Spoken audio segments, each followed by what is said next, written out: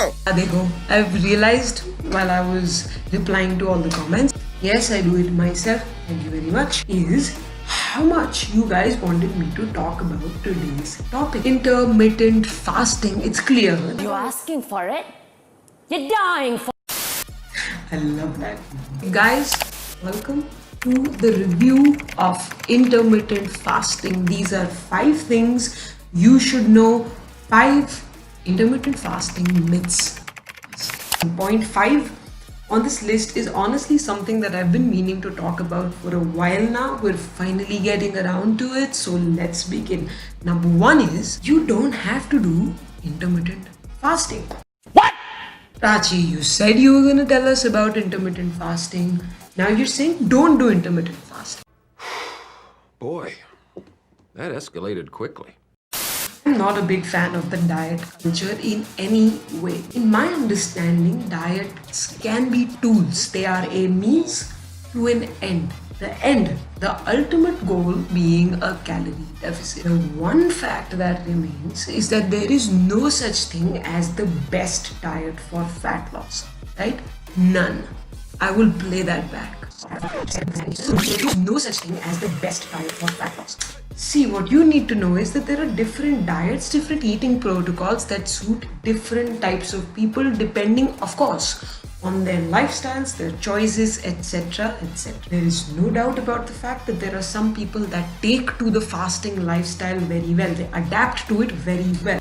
But if you, okay, look at me, I'm talking right to you. If you just don't feel well when you're not eating for such long hours, if you feel weak, dizzy, you have unbearable hunger, you can't focus, you can't work, you can't study, please, there is no need to torture yourself thinking if you don't do intermittent fasting, you will never lose weight. What do you do instead? Just find something else that works for you. Make sure you're in a calorie deficit. And if you have difficulty finding that thing that works for you, that fits in with your lifestyle, come find me instead. Here, I'll sit with you, we'll figure it out together. Moving on to point 2, there is nothing magical about the 16-8 protocol. There you go. For our friends who may not know, Let me introduce you to intermittent fasting. Intermittent fasting, or IF, is an eating strategy. It is an eating protocol that you fast for a certain number of hours in the day, post which you eat only during the rest of the hours. Right? Recently made ultra popular by the fitness industry is the 16-8 protocol. Here, you have 16 and 8. So 16-8 is basically Fast for 16 hours with an 8-hour eating window. Little did you guys know that 16-8 is just one type of fasting, right? The truth really is that fasting is not a new concept at all.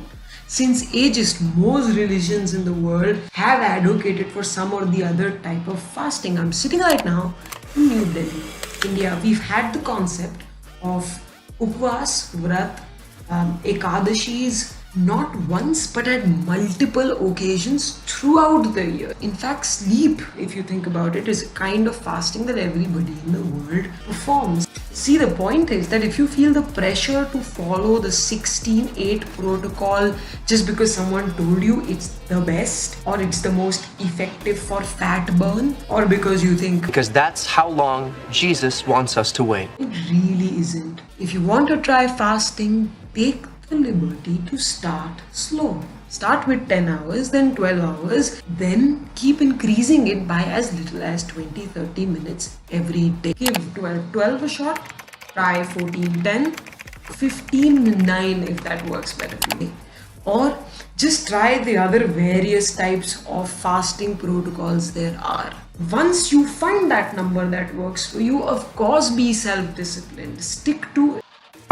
Another thing I get asked a lot is, Prachi, I've managed to do intermittent fasting for a while now, but one day I was just very hungry and I ended up eating earlier than I was supposed to. First, please don't feel like you've ruined the progress you've made.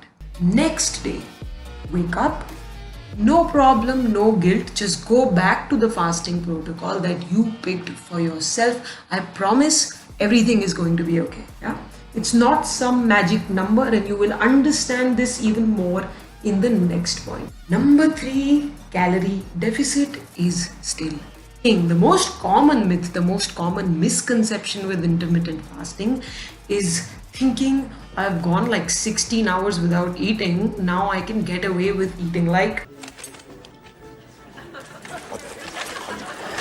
that. You can get away with eating whatever you want, how much ever you want in that 4, 6, 8 hour eating window. Guys, you could be on keto, vegan, low carb, paleo, IF. If you're not in a calorie deficit, the weight will not move. Okay. Now, of course, there are studies to prove that intermittent fasting has a positive effect on HGH, which is the human growth hormone, reduces insulin sensitivity and so on. But for most people who are just trying to lose weight, buddy, this is all you need to understand about why and how intermittent fasting works. IF works for a way simpler, more commonsensical reason. अब वो क्या है? देखिए, it's as easy as if I tell you today that I am not going to eat anything for half the time that I am awake. Now, how could I possibly fit the same amount of food as I was eating before into that new like 4, 6, 8 hour eating window, right? Like one couldn't possibly have the typical 3 meals with snacks and chai in the middle in such a small time window. Obviously, I will eat lesser food. Obviously, my calorie consumption will decrease. Hence, I will lose. That works because the only universal truth of fat loss is, say it with me, calorie deficit. Okay. Point 4. Exercise and intermittent fasting. Common question I get asked about. Rachi, should I work out when I'm intermittent fasting? Is it even safe? But my answer for this specific question is going to be, it depends. See, the idea is to work out at a time when you feel most energetic, just so you can squeeze the most out of that workout so that you can get the bang for your buck, so to speak. Now, if you feel you have good energy while you're fasted, exercise then. If you prefer working out after having eaten a meal, work out in your feeding window. Meaning, you're going to have to see for yourself. There has to be some trial and error involved for you to figure out what works best for you. Again, don't worry. Don't get stuck in that loop of, oh, what is best? Don't worry about that. Worry about what you can continue doing for a really long time, like what you can adhere to, what fits into everything else that your life is. Point 5, and this is important, so I want you to pay attention. There is a difference between fasting and starving. See, when you start fasting, you think to yourself, okay, the first few days might be difficult, I might be very, very hungry, but you expect that much, right? You know that going in. But what you may not expect, and is a very common experience with intermittent fasting, is that after the 8th or the 10th day, surprisingly, your appetite, your hunger actually decreases quite a bit. It becomes much easier to keep increasing those fasting hours from 14 to 16 to 17, 18, just because you don't feel that insane hunger anymore. The point is that it's at this stage that people lose a tremendous amount of weight. Now pay attention. What also may drop along with the weight is energy levels, mood, ability to focus. You may experience weakness. In extreme cases, it can start showing on your hair, skin, nails, face. And if you have these symptoms, it may be time to consider that you are perhaps under eating calories, right? That you are in way too large a deficit. I mean, realistically, if your eating window is all of 4, 8, 6 hours, you must be more mindful to be including nutritiously dense, micronutrient rich, fibrous, whole foods while you are fasting, while you are maintaining that small calorie deficit. I mean, I know I keep saying calorie deficit a lot, right? But that's because most people are not telling you that it's that simple. But I mean, this goes without saying. Of course, the quality of nutrition matters. That's how long-term sustainable fat loss happens, right?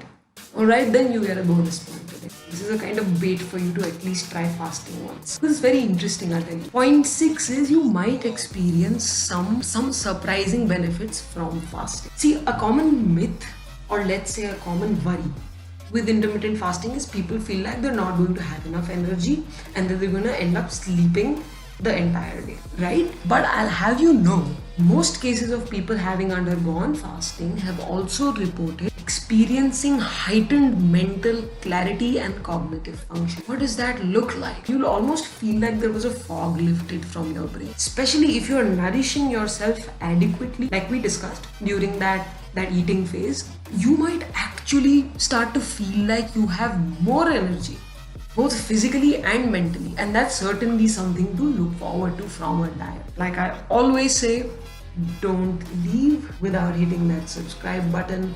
If I missed some query or some doubt that you have about intermittent fasting, leave it in the comments. If this is your first time here, say something in the comments. I'll come say hi, I promise. Like the video only if you like the video, and I will see you later. Ek second, now I need to see. Are you gonna hit me? Do you want it? I don't want Because you're to. asking for it. You're dying for it. Get off my back.